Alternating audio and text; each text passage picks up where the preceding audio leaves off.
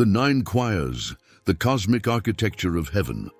We talk about the stars as distant, random objects. We speak of the universe as a beautiful accident.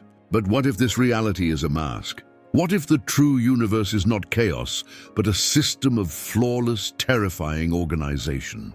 A structure so profound, so highly charged with divine purpose, that it dwarfs the greatest empires ever built on Earth.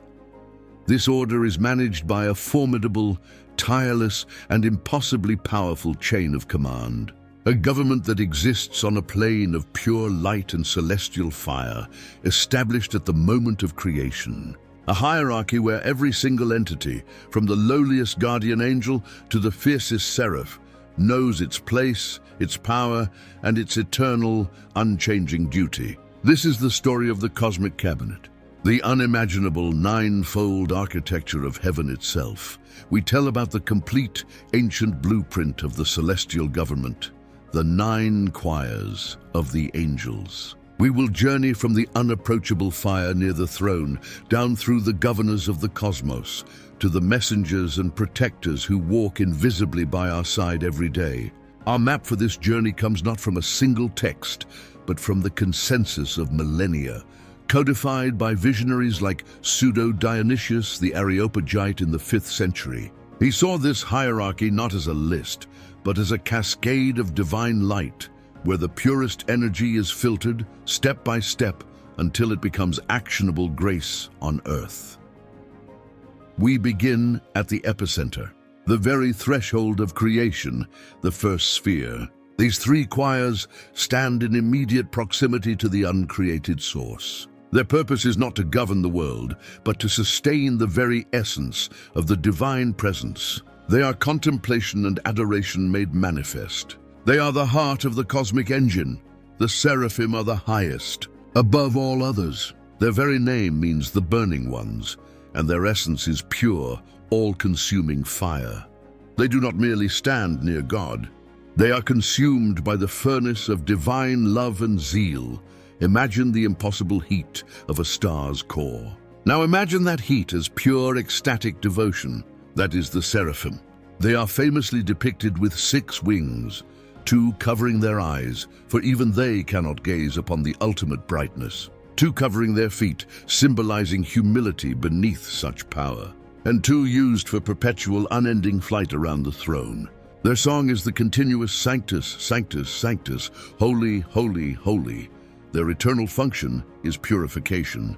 They cleanse all lower beings who approach the throne, ensuring that only pure adoration is reflected back to the Creator.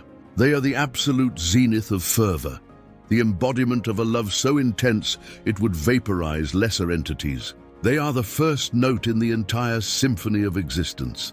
Directly beneath the consuming fire, the cherubim filter that intensity into perfect knowledge. Their name translates to fullness of knowledge, or the intercessors of wisdom.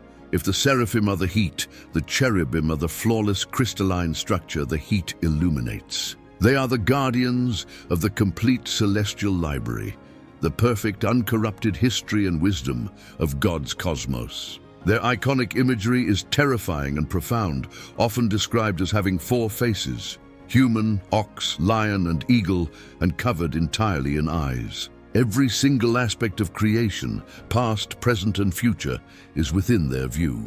They are the perfect panoramic lens through which the pure light is first interpreted as truth.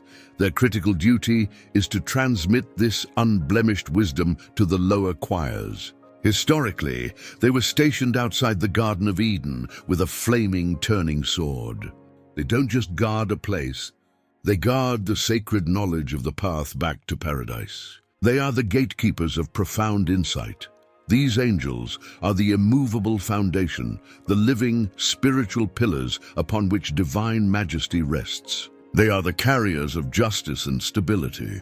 The thrones are often identified with the Ophanim, the wheels seen in apocalyptic visions, great revolving, sparkling wheels filled with countless eyes.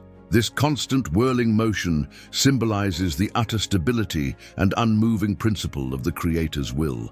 They take the abstract love and knowledge from the two highest choirs and translate it into the first stage of actionable law. They embody divine judgment, not arbitrary punishment, but the perfect, unbiased, and unwavering rule of the universe. They ensure that the cosmos remains structurally sound. Any decree that leaves the first sphere must first pass through the thrones, who carry the very authority of the Creator to the operational choirs below. They are the anchors of reality. The second sphere is the executive branch of heaven. These angels are tasked with the practical administration, the organized governing of the physical universe, and the active execution of the divine will. They deal not in contemplation, but in power and structure. The dominions, or Kyriates, are the supreme regulators, the board of directors. They receive the general decrees from the thrones and begin the process of organized implementation. Manifesting as figures of utter majesty, often bearing a scepter for power and an orb for the cosmos, the dominions rarely engage directly with the lower world. Their power is organizational. Their core responsibility is to command the angels below them, dictating the duties of the virtues and the powers, and ensuring that the celestial hierarchy remains impeccably disciplined. They ensure that no celestial power oversteps its boundary, preventing cosmic anarchy. They embody principled lordship and command, the ultimate administrators of heavenly law. The virtues, or dynames, are the celestial engineers, the channelers of grace, and the power of miracles. They are the movers of the stars and the regulators of the great natural forces. They are the ones who orchestrate the colossal movements of celestial bodies, ensuring the sun rises, the tides turn, and the planets remain in their courses. They are the dynamos of the physical universe. When a miracle occurs, a sudden, impossible healing, a natural phenomenon that defies all odds, or a moment where a human being finds superhuman strength, it is the virtues who have been dispatched. They are the direct conduits of divine energy, tasked with pouring the impossible into the possible, inspiring courage, endurance, and heroism in the human spirit. They are the essential power source. The powers, or exousia, are the sentinels and wardens, the frontline military. They stand guard at the border between the physical and the spiritual world. They are the absolute first line of defense against the forces of chaos, restraining the fallen angels and ensuring that demonic influence does not overwhelm the terrestrial realm. Every temptation, every surge of darkness that attempts to enter human consciousness must first attempt to breach the defenses of the powers. They are the eternal patrolmen, ensuring the balance of authority on Earth remains intact. They maintain the records of human history and knowledge, ensuring the narrative of humanity's journey is preserved. They are the keepers of consciousness, fighting the endless spiritual war to maintain order and containment against the rising tide of the void. The third sphere is the sphere of engagement. These angels are the ones who are closest to us, directly involved in the destiny of nations and the lives of individual people. They are the field agents, the diplomats, and the immediate protectors. The principalities, or archai, are the ultimate cultural architects. They are assigned the monumental task of watching over entire nations, cities, commonwealths, and all large human groupings. They champion the causes of whole civilizations, overseeing the development of human art, science, and jurisprudence. They choose and supervise the lower angels who are dispatched to specific geographical locations. Think of them as the guardian angels of destiny. They are the force that ensures a national identity. A particular cultural movement or a critical historical trend is given the necessary guidance to align with the divine plan. They are the architects of our collective journey. They guide the destiny of human epochs. The archangels are the chief commanders and chief messengers. Their name is synonymous with authority and immense focused mission.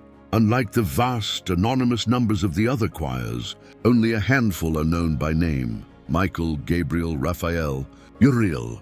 They are not assigned to individual people, but to pivotal global missions that redefine history.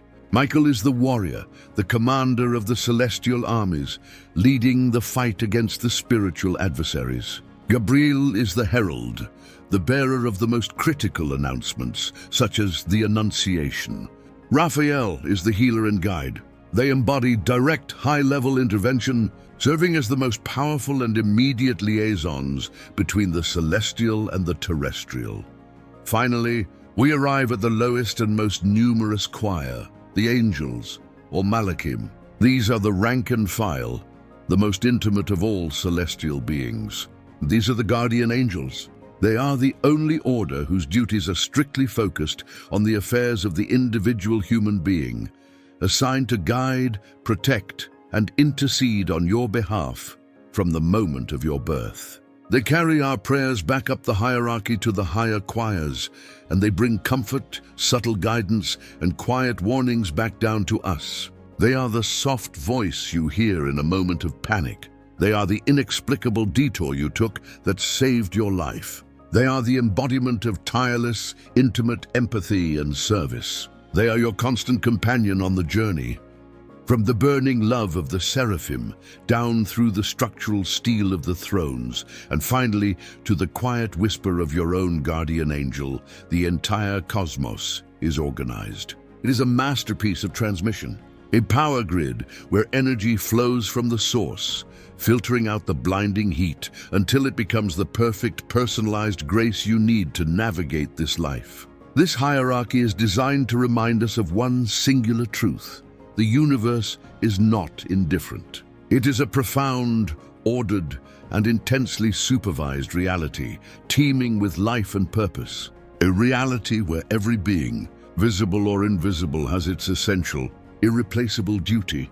What part of this cosmic order, the fire, the knowledge, the power, or the quiet intimacy, resonates most deeply with your own experience? The true story is always just beneath the surface.